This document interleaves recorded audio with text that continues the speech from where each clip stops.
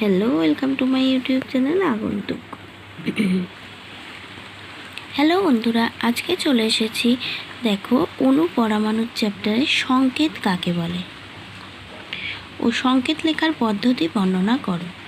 সংকেত মৌলিক বা যৌগিক পদার্থের অণুকে চিহ্নের সাহায্যে সংক্ষেপে প্রকাশ করার পদ্ধতিকে সংকেত বলে।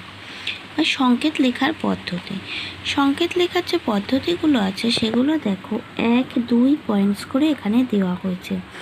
1 নম্বর পয়েন্টসে আছে মৌলিক অণুর সংকেত লেখার পদ্ধতি। এবার মৌলিক অণুর সংকেত লেখার আবার দুটো পদ্ধতি আছে।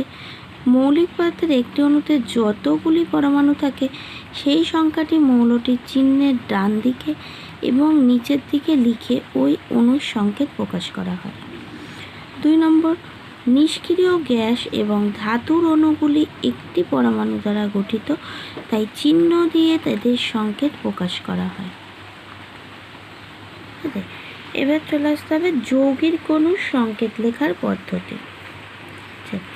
যৌগিক পদার্থের অণুর উপাদান মৌলগুলির চিহ্নগুলি পাশাপাশি লিখে প্রতিটি চিহ্নের ডান দিকে একটু নিচের দিকে প্রতিটি মৌলের পরমাণুর সংখ্যা লিখে সংকেত প্রকাশ করা হয়। এক মৌল বা মূলকের যোজ্যতা জানা থাকলে খুব সহজে যৌগের মধ্যে প্রতিটি মৌলের পরমাণু সংখ্যা নির্ণয় করা যায়।